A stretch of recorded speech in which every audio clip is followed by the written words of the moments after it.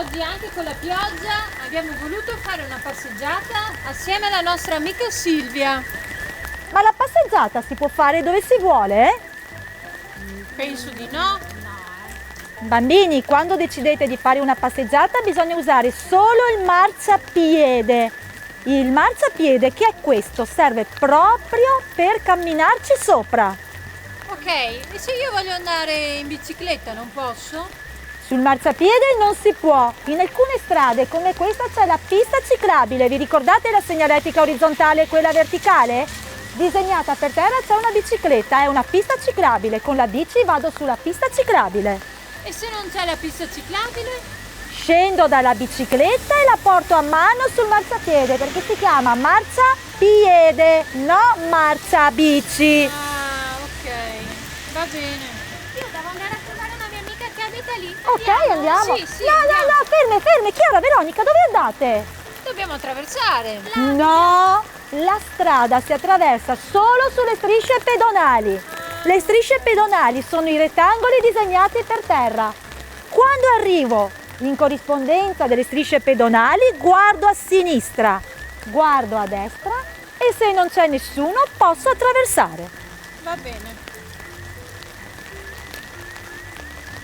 Ma scusa Chiara, ma con questo brutto tempo e con questa pioggia, perché ti sei vestita con questi colori così scuri? Mi piacciono Guarda, questi Veronica. colori. No, bambini, quando c'è buio, brutto tempo, piove, dovete sempre vestirvi con dei colori che siano visibilissimi, come Veronica. Veronica, anche se piove o c'è brutto tempo, si vede benissimo. Chiara, invece, che è vestita di scuro, è più difficile da vedere, quindi è più pericoloso e rischia di essere investita. Comprerò un giubbino nuovo. Brava Chiara! Silvia, ma non ci stiamo dimenticando qualcosa? Cosa? Secondo me ci stiamo dimenticando la soluzione all'indovinello detto la volta scorsa. Hai ragione, Chiara. E secondo voi quale sarà la soluzione? Ve lo ricordate l'indovinello? La prossima volta che ci vedrete arrivare, Pilottino, un nuovo amico vi vorrà presentare. Fate bene attenzione alla nostra indicazione. Non ha le gambette, ma ha ben 4 zampette. Non è capace di parlare, ma di sicuro si sa far ascoltare. Chi sarà? Ma bambini, siete riusciti voi a risolvere l'indovinello? Secondo voi qual era la soluzione? Chiara? Secondo me è un coccodrillo. Ha Ma quattro no, zampette. il coccodrillo ha bisogno di acqua, Veronica. Secondo me è un elefante. Ma l'elefante è enorme, non ci sta nella casa di Pilottino. Bambini, la soluzione è un cagnolino. Wow, che bello, un cagnolino. Io lo chiamerei Birillo. No, a me piace Fischio. No. A me piacerebbe il cappuccino. E adesso come facciamo a dare il nome al cagnolino di Pilottino? No, il mio, preferisco il mio. No, Birillo è più bello di tutti. Cappuccino è più bello. Allora bambini, adesso abbiamo bisogno del vostro aiuto.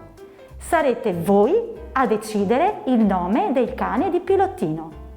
Birillo, Fischio. O cappuccino. Bambini, per votare il nome del cagnolino di Pilottino abbiamo costruito solo per voi una cassetta delle lettere. Questa cassetta la troverete da domani presso il comando di polizia locale di San Donà di Piave. Qui dentro metterete, oltre al nome che secondo voi è più bello per l'amico di Pilottino, anche i vostri disegni e le vostre domande, tutte le vostre curiosità. E nell'ultima puntata, nell'ultima lezione, risponderemo alle vostre domande, faremo vedere i vostri disegni e sceglieremo anche il nome del cagnolino di Pilottino, che sarà quello più votato. Bambini, ricordatevi che dietro il vostro foglio dovrete scrivere il vostro nome e cognome, il vostro indirizzo e un numero di telefono. Così Pilottino potrà farvi una bellissima sorpresa. Bambini, come sempre ci lasciamo con un indovinello. Arrivati a questo punto, Pilottino vuole darvi un altro spunto. L'altro giorno ha fatto un nuovo acquisto che voi ancora non avete visto. Non si deve cavalcare, ma la sella da riusare. ed il caschetto indossare se in sicurezza vuoi circolare. Che cosa sarà? Ciao bambini! Alla prossima! Ciao ciao!